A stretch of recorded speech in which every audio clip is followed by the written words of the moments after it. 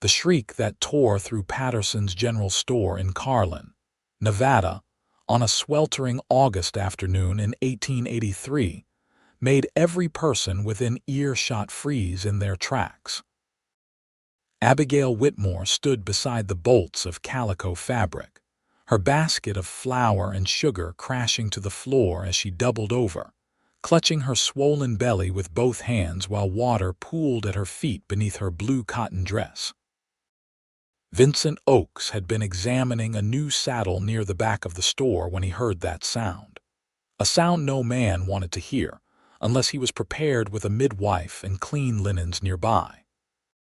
He dropped the leather goods and turned toward the commotion, his weathered face going pale beneath his dark beard as he saw the young woman gasping for breath, her chestnut hair coming loose from its pins as another contraction gripped her body.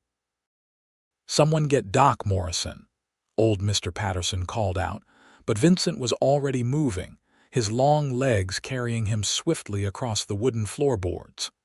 He reached Abigail just as her knees buckled, catching her beneath the arms with steady hands. "Easy now, easy," he said, his voice low and calm despite the panic he felt rising in his chest. "I have got you."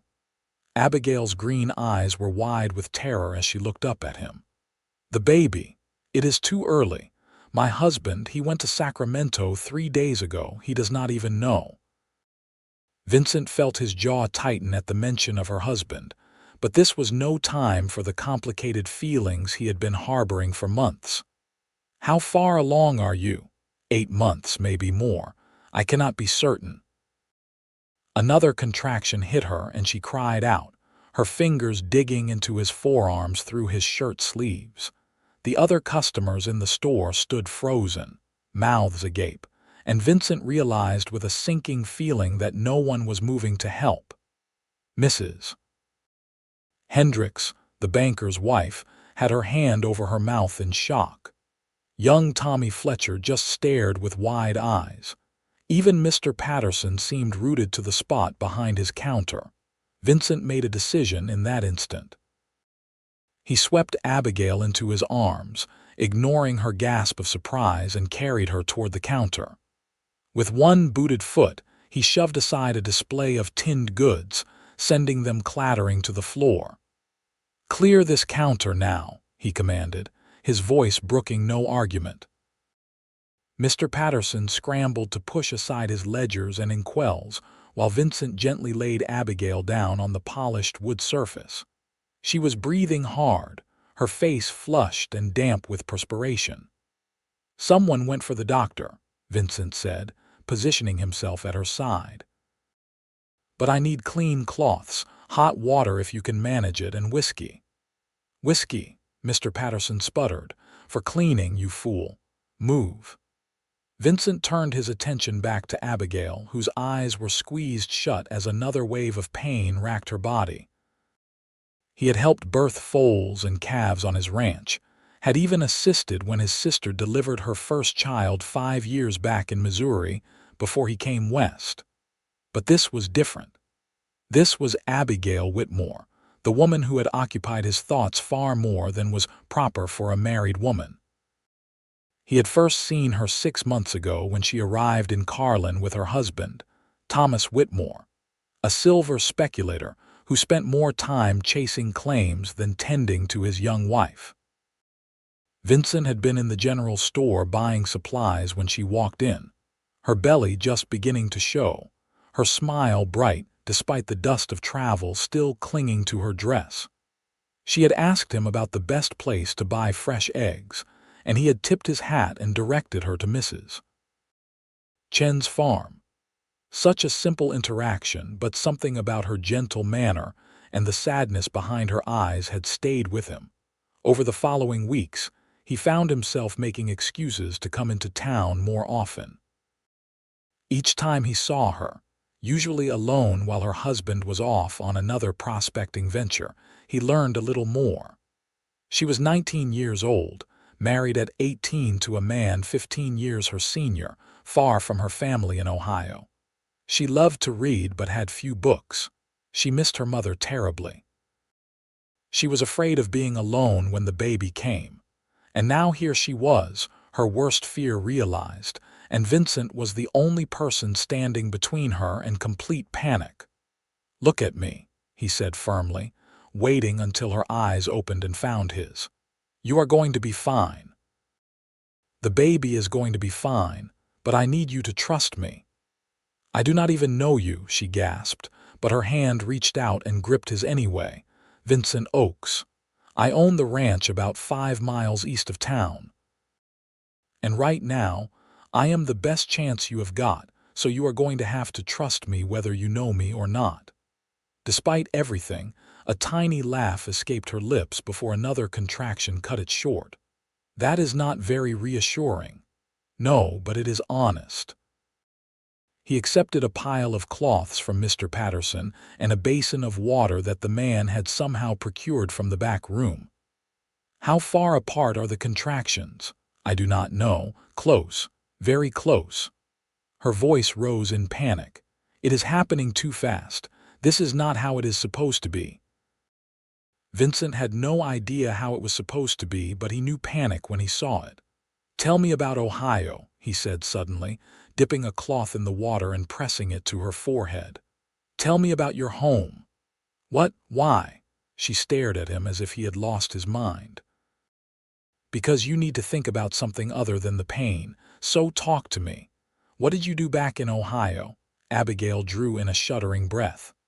"My father owned a dry goods store, bigger than this one. I helped him keep the books. I was good with numbers." "I believe that. What else?" "I had a garden, roses and lilacs.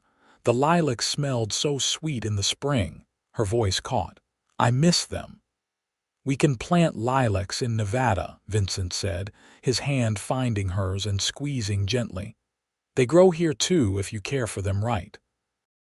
She squeezed back, hard, as another contraction built. He could see the pain etched in every line of her face, and he felt helpless in a way he had never experienced before. He had faced down rustlers and survived a winter storm that killed half his herd, but watching this woman suffer was worse than any of that. "Where is that damned doctor?" he muttered. "Doc Morrison is out at the Silver Creek mine, Mrs."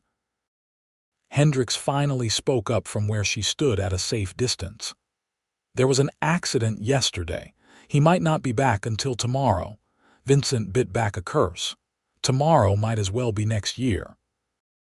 "Then I guess it is just you and me," he said to Abigail, trying to sound more confident than he felt. "I am scared," she whispered. "I know. But fear is not going to help this baby get here safe. So you are going to be brave and I am going to help you, and together we are going to manage this." "Understood," she nodded, tears slipping down her temples. "Why are you doing this? You do not owe me anything." Vincent could have told her the truth, that he had been half in love with her since the moment he first saw her, that watching her walk through town with her hand on her growing belly had made him ache with longing for something he could never have.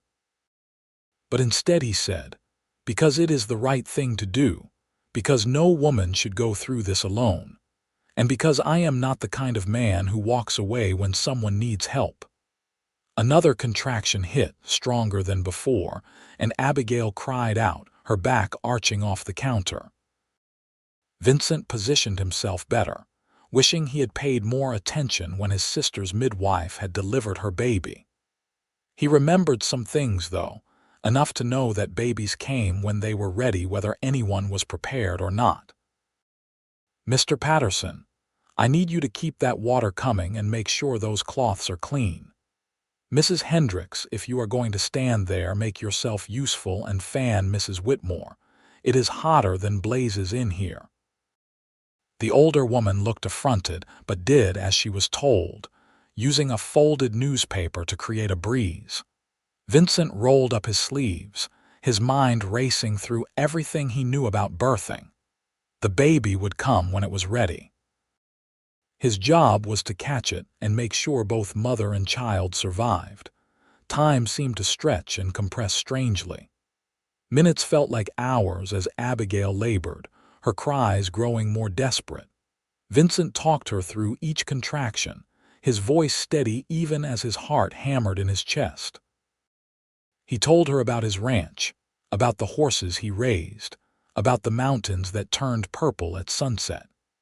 He told her about his plans to expand the house he had built with his own hands, about the creek that ran through his property where wildflowers grew thick in the spring. "Why are you not married?"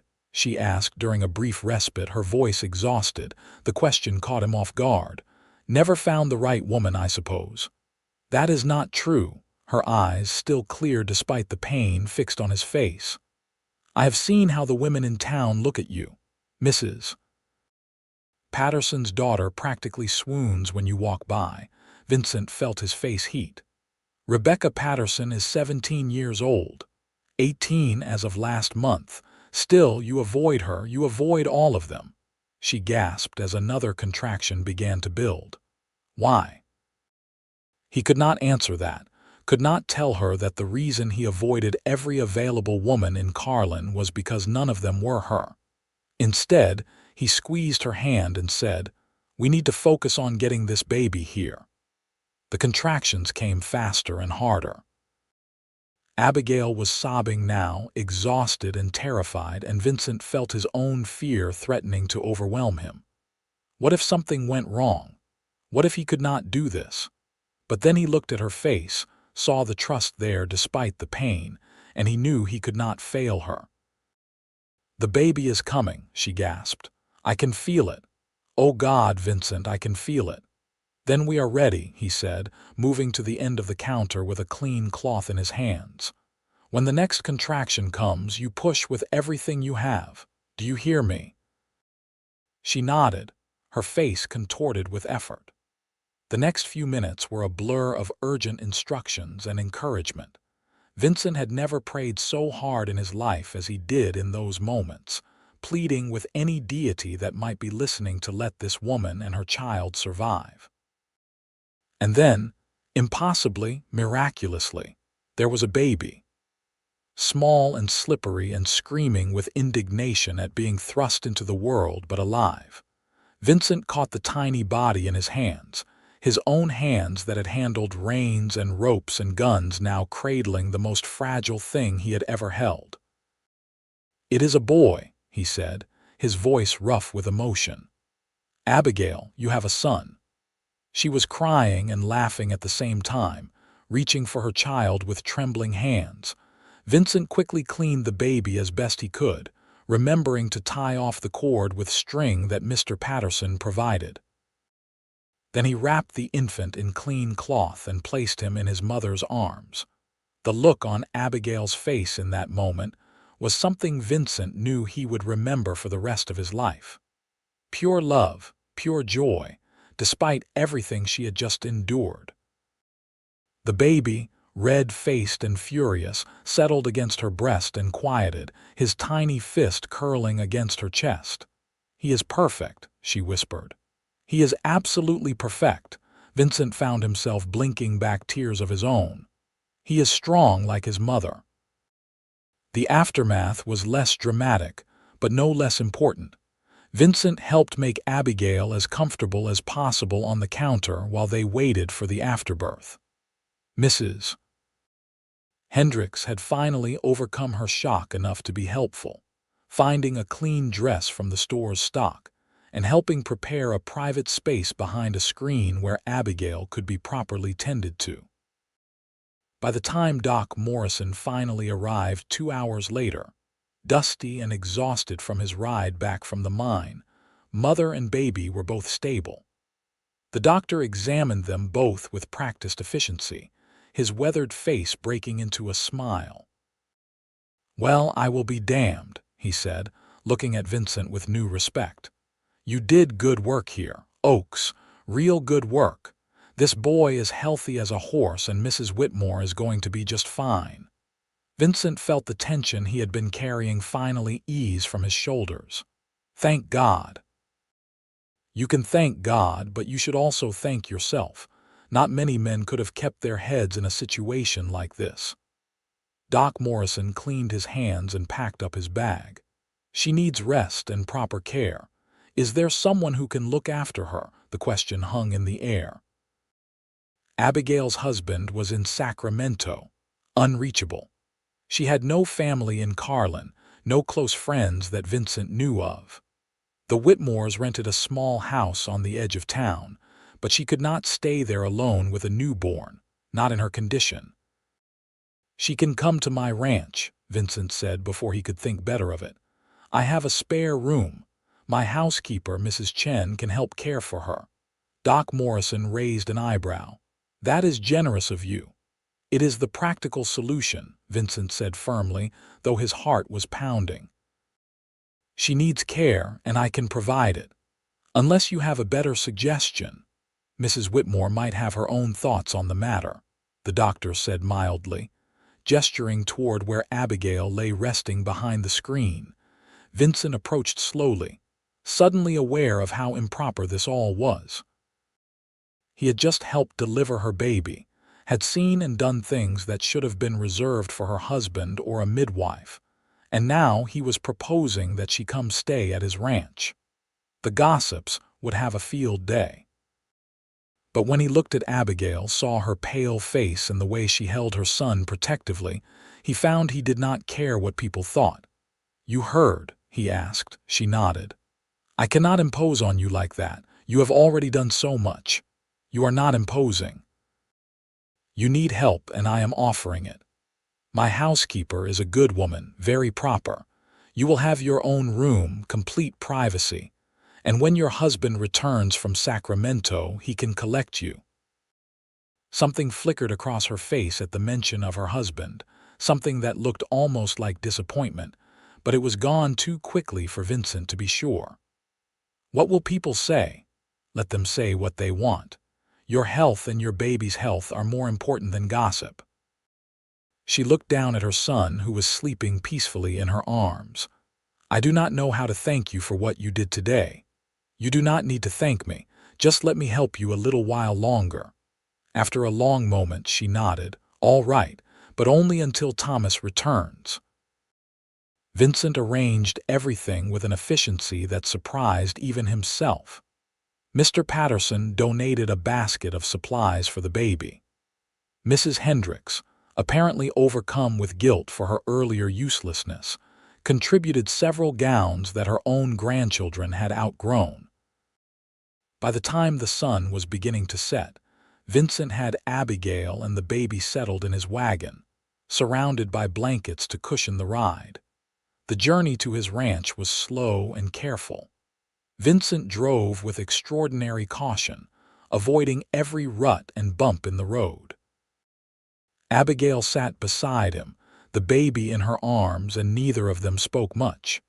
The silence was not uncomfortable, though. It felt natural, almost peaceful after the intensity of the afternoon. The ranch house came into view just as the last light was fading from the sky. It was a modest structure, built of timber and stone, but solid and well-maintained. Vincent had spent 3 years building it himself, planning for a future that had remained stubbornly out of reach. Now, as he helped Abigail down from the wagon, he found himself seeing it through her eyes and hoping she would find it acceptable. Mrs. Chen came bustling out before they even reached the door. She was a small, energetic woman in her 50s, her silver-streaked hair pulled back in a neat bun. Her husband had worked for Vincent until his death the previous year, and Vincent had kept her on as housekeeper, both out of respect for her husband's memory and because she ran his household with remarkable efficiency. "Mr. Oakes, what is this I hear about you delivering a baby in town?" she exclaimed, then stopped short when she saw Abigail and the infant. Her expression immediately softened. "Oh, you poor dear. Come inside right now. I have already prepared the spare room." "How did you already know?" Vincent asked, bemused. "Tommy Fletcher rode out ahead to tell me. Said you were bringing a lady and her newborn baby." Mrs. Chen took Abigail's arm with gentle firmness. "Come now, you need rest and a proper meal. Mr. Oakes, you bring in whatever supplies they need. Vincent found himself dismissed to fetch and carry while Mrs. Chen took charge of the new arrivals. By the time he brought in the last basket, Abigail was already settled in the spare room, which Mrs. Chen had transformed with remarkable speed. Clean linens, a basin of warm water, a lamp burning low on the nightstand. It looked comfortable and welcoming. "She needs to eat and then sleep," Mrs. Chen informed him. "The baby seems healthy, but I will watch them both tonight. You should rest too, Mr. Oakes. You look exhausted." Vincent realized he was exhausted. The adrenaline that had carried him through the afternoon was wearing off, leaving him shaky and drained. But he needed to see Abigail one more time before he could rest. She was sitting up in bed, the baby nursing beneath a modestly draped blanket. Her hair had been brushed and braided by Mrs. Chen, and she wore a clean nightgown. She looked young and vulnerable and beautiful, and Vincent had to force himself to stay in the doorway rather than crossing the room to her. "Is everything all right?" he asked. "Do you need anything?" "Everything is fine. Mrs. Chen has been wonderful." She paused, then added softly, "Thank you, Vincent, for everything. I do not think I can ever repay you for what you did today." "You do not owe me anything," he said, echoing his earlier words. "Just rest and take care of yourself and that boy." "I should probably give him a name," she said, looking down at the baby with a tender smile. "I had been waiting for Thomas to return so we could decide together, but that seems foolish now. He needs a name." "What were you thinking?" "William, after my father, William Henry Whitmore." She looked up at Vincent. "Does that sound all right?" "It sounds perfect." They stared at each other for a long moment, something unspoken passing between them. Then Vincent forced himself to step back. "Good night, Abigail. If you need anything, Mrs. Chen is right down the hall." "Good night, Vincent." He closed the door gently and made his way to his own room, but sleep was a long time coming. He lay awake in the darkness, listening to the familiar sounds of his house and trying to make sense of the day's events. A few hours ago, he had been looking at saddles. Now, there was a woman and a baby under his roof. A woman he had no right to care about as much as he did. The next few days fell into an unexpected rhythm. Abigail remained in bed, recovering her strength while Mrs. Chen fussed over her and baby William. Vincent tried to maintain his normal routine, working with the horses and mending fences, but he found himself coming back to the house more often than usual. He told himself it was just to check that everything was all right, that his guests were being properly cared for, but the truth was more complicated than that. On the third evening, he found Abigail sitting in the rocking chair by the window of her room, the baby asleep in her arms. She looked stronger now, color returning to her cheeks. She smiled when she saw him in the doorway. "Mrs. Chen said you would be scandalized if I ventured out of this room, but I was going mad just lying in bed," she said. "I hope you do not mind." "Of course not. This is your room for as long as you need it." He hesitated, then added, "How are you feeling?" "Sore and tired, but much better than I have any right to feel after giving birth on a general store counter." She laughed softly. "That is going to be quite a story to tell William when he is older." Vincent pulled up a straight-backed chair and sat down, maintaining a proper distance. "He is a lucky boy, having a mother as brave as you." "I was not brave. I was terrified. Bravery is not the absence of fear. It is doing what needs to be done despite being afraid." She studied him in the lamplight. "You were afraid too, I could tell, but you never let me see it. You just kept talking to me, keeping me calm. That took courage." "I did what anyone would have done." "No," she said firmly. "Most men would have run for the hills. Mr. Patterson certainly looked like he wanted to, but you stayed.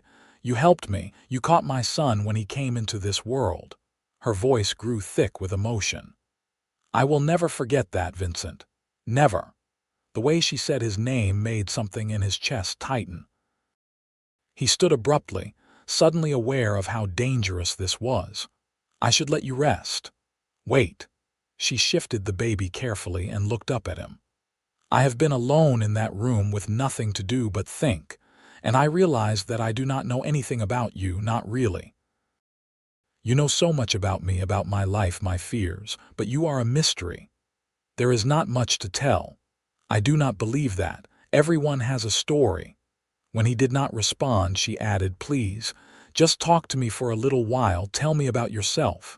He should have left. Should have maintained the distance that propriety demanded. But instead, he found himself sitting back down and talking. He told her about growing up in Missouri, the youngest of 5 children. He told her about his father's farm, about learning to ride before he could properly walk. He told her about the restlessness that had driven him west at 23, seeking fortune and adventure. "Did you find it?" she asked. "Fortune and adventure." "Some. Enough to build this place, to make something of my own. The adventure got old fast, though. Turns out what I really wanted was something simpler." "What?" "A home, a place to belong, someone to share it with." Abigail looked around the room.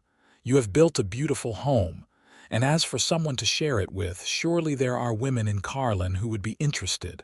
Maybe. But none of them felt right." "Why not?" He met her eyes directly. "Because I was waiting for something I could not have." The air between them grew heavy with meaning. Abigail's breath caught, and Vincent knew she understood what he was really saying. For a long moment, neither of them spoke. Then William stirred and began to fuss, breaking the tension. Abigail tended to him, and Vincent used the opportunity to make his escape. But as he lay in bed that night, he knew things had shifted between them in some fundamental way. The words had been spoken, or near enough. There was no taking them back now. Over the following days, the unspoken tension only grew. Abigail regained her strength quickly, much to Doc Morrison's approval when he came to check on her. She began spending more time out of her room, joining Vincent and Mrs. Chen for meals, sitting on the porch in the evening while the baby slept. They talked about everything and nothing, learning each other's thoughts and dreams. Vincent discovered that Abigail loved poetry and could recite Wordsworth from memory. She learned that he had a dry sense of humor that emerged when he felt comfortable. They debated philosophy and religion, politics and literature. Vincent had never met a woman who could match him thought for thought the way Abigail did, who challenged his opinions and made him reconsider long-held beliefs. And through it all, neither of them mentioned her husband. Thomas Whitmore's absence hung over everything like a storm cloud. Vincent knew he should hope for the man's swift return, should encourage Abigail to send word to Sacramento about the baby's arrival. But he found himself hoping for just one more day, one more conversation, one more glimpse of her smile. It was Mrs. Chen who finally broached the subject, pulling Vincent aside one morning while Abigail was bathing the baby. "Mr. Oakes, we need to talk about the situation here." "What situation?" She gave him a look that suggested she was not fooled by his feigned ignorance. "The situation where you are falling in love with a married woman who is living under your roof. That situation." Vincent felt his face flush. "I do not know what you are talking about. I am old, not blind. I see how you look at her, how she looks at you." Mrs. Chen's expression softened. "I understand, Mr. Oakes. She is a lovely woman and you are a good man, but this cannot continue. Nothing is happening between us." "Not yet, but it will if you are not careful, and then what? Her husband will return and there will be scandal and heartbreak." She placed a gentle hand on his arm. "You need to send word to Mr. Whitmore. He needs to know about his son." Vincent knew she was right. He had known it all along, but hearing it said aloud made it impossible to ignore.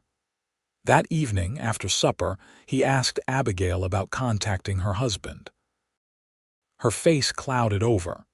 "I suppose I should. I keep thinking he will simply appear one day, but Sacramento is far. He might not have any idea that the baby has come. Would you like me to send a telegram? I will be going into town tomorrow." She was quiet for a long time, staring out at the darkening landscape. "Vincent, can I ask you something? Anything? Why did you never marry? And please do not tell me again that you never found the right woman. I want the truth." He could have deflected, could have given her another non-answer. Instead, he found himself being honest. "I came close once. There was a woman in Reno about 2 years ago, school teacher, smart and pretty. Everyone said we would be perfect together. What happened? I realized I did not love her, not the way I should, not the way a man should love the woman he is going to spend his life with." He turned to face Abigail directly. "I realized I was settling because I was lonely, and that was not fair to either of us. So you walked away." "I did. And I decided I would rather be alone than be with someone who did not make me feel truly alive." He paused, then added quietly, "Until recently, I had convinced myself that was the right choice." Abigail's hands were trembling. "Vincent, you should not say things like that." "Why?" "Because it is improper, because you are married." He knew he was crossing a line, but found he could not stop himself. "Your husband left you alone while you were pregnant. He was not here when you needed him most. Do you think that is right? It is not that simple. Thomas, he is trying to make money for us, for our future.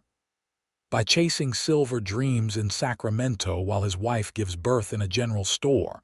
Vincent's voice was harder than he intended. "That is not taking care of you, Abigail. That is abandoning you." She stood abruptly, tears in her eyes. "You do not understand. Then help me understand. Tell me why you are defending a man who clearly does not appreciate what he has." "Because I am trying to convince myself that I made the right choice when I married him." The words burst out of her, and she immediately looked shocked at her own admission. "I was 18 and alone after my father died. My mother had passed years before. Thomas offered security, a new life out west. I thought that was enough. I thought I could learn to love him. And did you?" She wrapped her arms around herself, looking smaller than Vincent had ever seen her. "I care for him, I respect him, but love, the kind of love the poets write about, no, I do not think I ever have." Vincent crossed to her slowly, giving her time to step away if she wanted. She did not move. "You deserve that kind of love, Abigail. You deserve someone who would move heaven and earth to be with you." "I am married," she whispered, but she did not pull away when he reached out and gently touched her face. "I know, and I will send that telegram tomorrow. I will do the right thing, the honorable thing. But tonight, just for tonight, I need you to know that I see you. I see how brave you are, how smart, how caring. I see the way you love your son, the way you light up when you talk about the things that interest you. I see all of it, and it is extraordinary." A tear slipped down her cheek. "This is impossible. I know that too." He stepped back, putting distance between them before he did something they would both regret. "I will send the telegram tomorrow, I promise." He walked away before he could change his mind, before he could pull her into his arms and kiss her the way he desperately wanted to. But as he lay in bed that night, he could hear her crying softly through the wall, and it broke his heart. True to his word, Vincent rode into Carlin the next morning and sent a telegram to the last known address Thomas Whitmore had left. The message was brief. "Your wife delivered healthy son. Both well. Come immediately. Oakes Ranch outside Carlin." He spent the rest of the day in town, avoiding his own house, and the inevitable awkwardness that would follow last night's conversation. He had a long lunch with Doc Morrison, helped Mr. Patterson inventory stock at the general store, even joined Sheriff Dalton for a drink at the saloon, though Vincent rarely drank. "You are hiding," the sheriff observed, a knowing look in his eyes. "I am being social." You are being stupid." Sheriff Dalton was in his 60s, grizzled and direct. "The whole town is talking about you and Mrs. Whitmore. Let them talk. They are saying you are getting too close, that you have got feelings for her." Vincent set down his glass. "And what if I do? What if I have feelings for a woman I can never have? Then you are in for a world of hurt, son, because her husband is going to show up and she is going to go back to him, and you are going to be left with nothing but memories and regrets. I know that. Do you? Because from where I am sitting, you are looking like a man who is about to do something foolish in the name of love." Vincent could not argue with that assessment. He thanked the sheriff for the drink and headed home as the sun began to set. When he arrived, he found Mrs. Chen waiting for him on the porch, her expression troubled. "She left," the housekeeper said without preamble. Vincent's heart dropped. "What do you mean she left, Mrs. Whitmore?" "She packed up her things and the baby and took one of the horses, left a note." Mrs. Chen handed him a folded piece of paper. Vincent opened it with shaking hands. Abigail's neat handwriting covered the page. "Dear Vincent, I cannot stay here any longer. Not after last night. What we feel for each other is wrong, no matter how right it seems. I am married, and I have a son to think about now.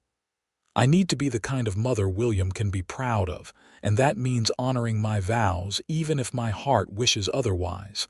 Thank you for everything you have done for us. I will never forget your kindness, your strength, your honesty.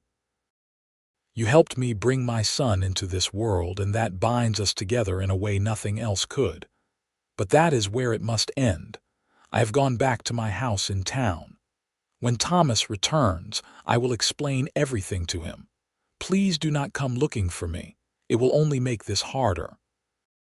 Yours in friendship, Abigail." Vincent read the letter 3 times, each word cutting deeper than the last. She was right, of course. This was the sensible thing the